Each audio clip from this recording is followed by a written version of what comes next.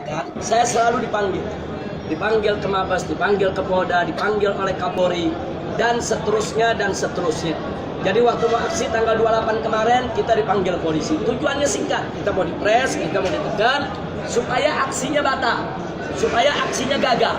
Begitu juga yang tanggal 5 besok. Kalau saya ada di tempat, mereka akan incar, mereka akan panggil, mereka akan macam-macam mereka lakukan supaya aksi ini gagal. Bagi saya tidak ada masalah, saya mau ditangkap, saya mau dibunuh, tidak ada masalah. Cuman yang jadi persoalan, ini kita perjuangan bukan perjuangan sendiri, tapi perjuangan tim, perjuangan rame-rame. Bukan perjuangan saya sendiri. Kalau saya dipegang, saya dipres, saya disandera, saya khawatir nanti teman-teman yang sedang bergerak jadi lemah. Akhirnya mereka mengalah, membatalkan daripada aksi yang sudah diumumkan ke umat. Itu yang saya nggak mau. Jadi saya nggak mau itu terjadi. Pokoknya aksi jalan terus, tidak ada urusan saya disandera, saya mau diperiksa, mau ditangkap, nggak ada urusan. Yang sudah kita buat aksi, jalankan itu aksi. Supaya mereka tahu kalau ini bukan kerjaan saya sendiri.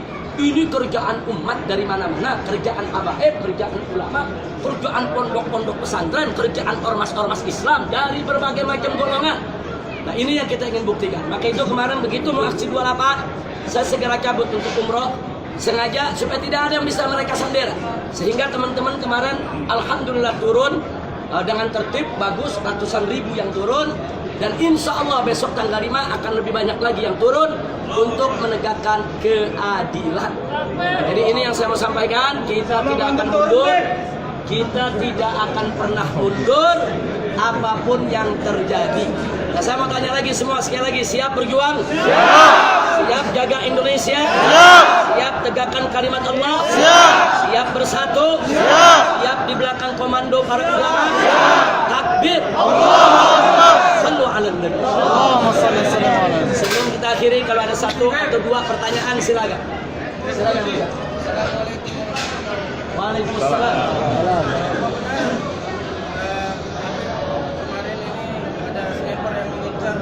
Ya, pertanyaan bagus. Saudara, sebetulnya peristiwa itu bukan kemarin. Peristiwa itu sudah lama. Sekitar sebulan yang lalu ada penembakan tersebut. Sengaja saya rahasiakan. Sengaja saya diamkan. Lo kenapa nggak lapor polisi? Bagaimana melapor? 3 posko FPI di bom molotov. Sampai sekarang pelakunya nggak pernah diperiksa, nggak pernah ditangkap. Kemudian saya gelar tablik akbar, ada bom mobil yang diledakkan. Dan 2 mobil lagi bomnya tidak meledak, saudara. Nggak diproses sampai sekarang. Kemudian ada Novel Baswedan, mukanya disirami dengan air keras. Pelakunya sudah ketahuan kok. Kita sudah deteksi, pelakunya ketahuan. Yaitu pelakunya seorang pengusaha keturunan, saudara, yang punya usaha dalam kemasan kelautan dan memakai 2 preman dari timur untuk menyirami daripada yaitu Novel Baswedan dengan air keras. Nah sekarang orangnya udah ada, identitas ada, udah diproses. Jadi mau ngapain repot-repot saya laporin soal penembakan, saudara? Jadi jangan mimpi kita laporkan ke mereka, mereka akan proses. Nah maka itu saya tidak pernah permasalahkan itu. Tapi begitu kemarin saya berangkat, akhirnya ada orang-orang di sekitar kita yang membocorkan peristiwa tersebut. Jadi saya berangkat bukan karena penembakan tersebut. Penembakan tersebut sudah terjadi sebulan yang lalu, bukan baru kemarin. Tapi saya berangkat karena saya tidak mau disandera untuk membatalkan aksi 28 atau aksi tanggal 5 Mei besok. Aksi 28, aksi 5 Mei itu sesuai menurut undang-undang, tidak melanggar undang-undang.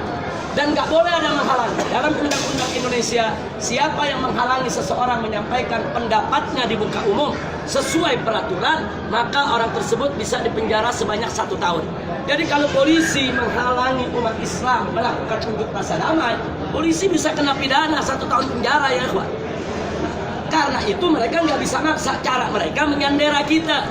Diisukan dengan macam-macam isu, ditakut-takuti dengan perkara, diperiksa, supaya teman-teman membatali daripada acara tersebut.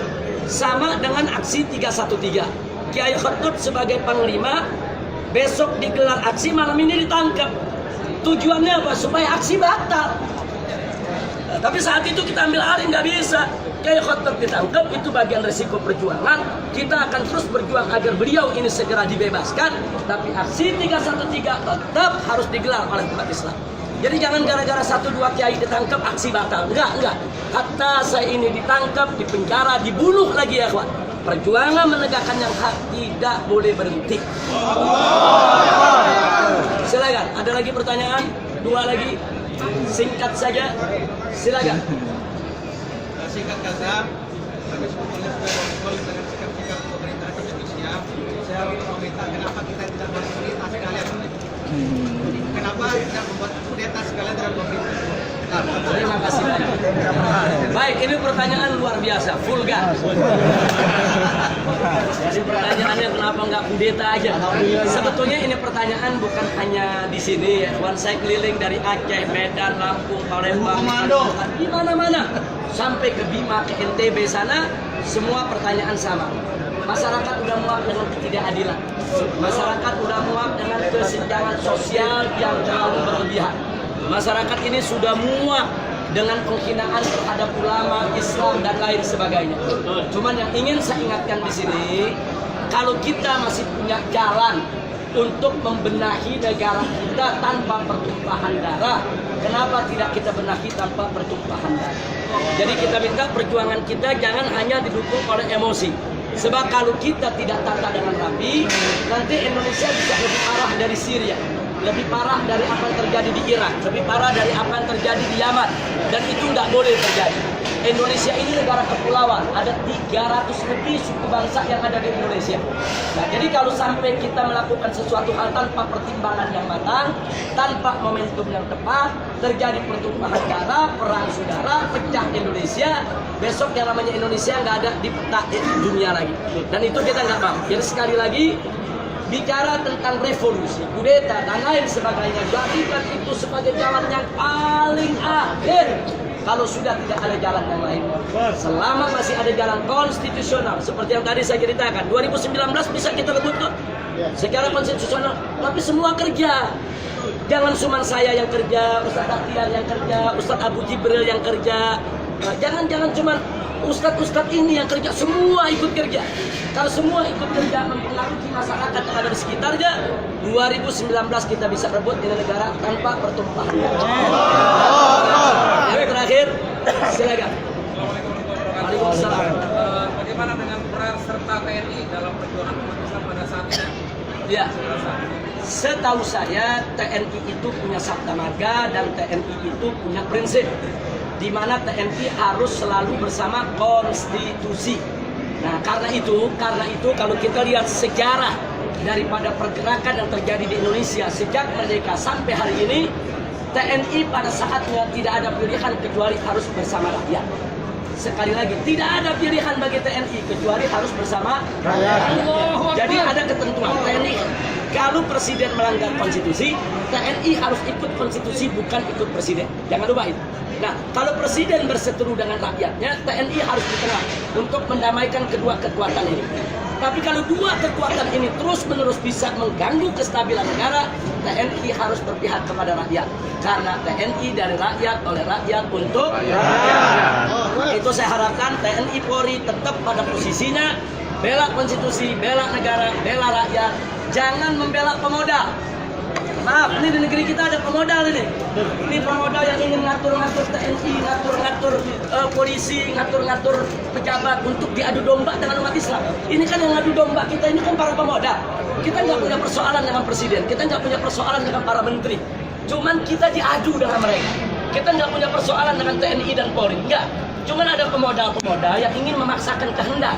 Orang kafir dipaksa untuk jadi gubernur di tengah masyarakat mayoritas muslim di Jakarta. Mereka ingin memaksakan kehendak mereka. Nah, karena mereka ingin memaksakan kehendak mereka atas nama undang-undang, atas nama konstitusi, atas nama hak asasi manusia, atas nama kebebasan, mereka keluarkan duit. Mereka beli oknum-oknum pejabat kita untuk diadu dengan kita. Itu yang terjadi saat ini. Jadi tolong sekali lagi, TNI bukan musuh kita, polisi bukan musuh kita, pemerintah bukan musuh kita. Jadi kita mestinya menyelamatkan mereka, merangkul mereka semua untuk kita pisahkan dari pemodal-pemodal jahat. Nah, kalau ini bisa kita selamatkan dari pemodal jahat, insya Allah mereka bisa kita kembalikan ke jalan yang benar. Tapi mana kalau mereka udah nggak bisa dikembalikan ke jalan yang benar, mereka sudah dirangkul begitu erat oleh pemodal, apa boleh buat? Ulama harus menyelamatkan negara, bersama umat ulama harus menyelamatkan rakyat. Saya pikir itu yang bisa kita jawab. Baik. Satu, terakhir, silakan. Baik. Apa betul Habib datang ke Arab Saudi atas undangan King Salman? Saya datang kemari untuk umroh.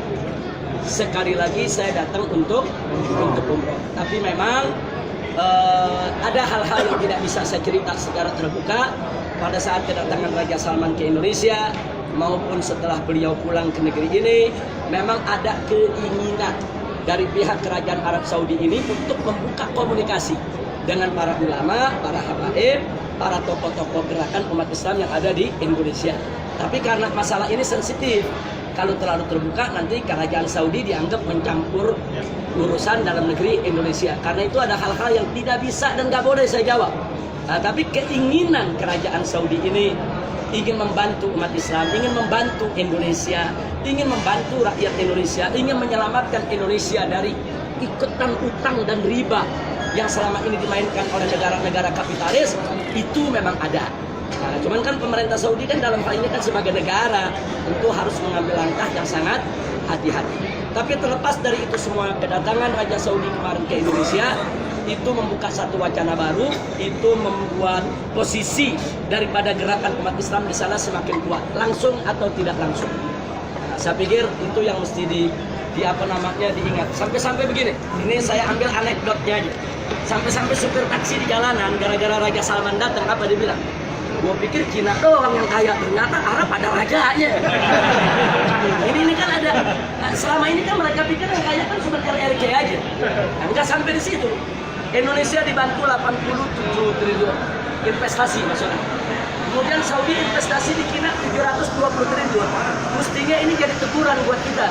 Kenapa kita 87 di sana 720? Ada pelajaran. Pertama, berarti Indonesia diminta membenahi diri dulu. Kalau ingin mendapat investasi yang banyak, kita harus berbenah diri. Kedua, lagi-lagi nih tukang taksi nih. Apa dia bilang? Gile, kita ngutang sama Cina, Cina ngutang sama Arab. Artinya di sini kan ada pesan, Indonesia jangan terlalu bergantung kepada negara komunis. Ya kau bilang kaya, kasih pinjam dengan bunga berlebihan. Ternyata mereka sendiri minjemnya ke Arab Saudi. Nah ini ada dampak psikologis di tengah masyarakat, ada dampak sosiologis. Dan yang paling penting lagi satu, sebelum kedatangan Raja Salman, itu bendera-bendera yang bertuliskan La ilaha illallah kan dirampas-rampasin. Dirampas, ditangkap, ISIS dan lain sebagainya. Nah begitu Raja Salman datang, di mana-mana bendera La ilaha illallah Muhammad Rasulullah berkibar. Nah, jadi artinya kan di sini memberi pelajaran juga masyarakat. Siapa bilang ini bendera dilarang? Siapa bilang ini bendera yang nggak boleh dikibarkan di Indonesia? Saya ambil manfaat daripada hikmah psikologis sosial. Terima kasih, jazakumullahu khairan jasa. Saya pikir cukup karena saya lagi ditunggu sama keluarga. Kita mau ke Haram karena besok sudah harus meninggalkan Mekah. Mudah-mudahan kapan-kapan kita bisa berjumpa lagi.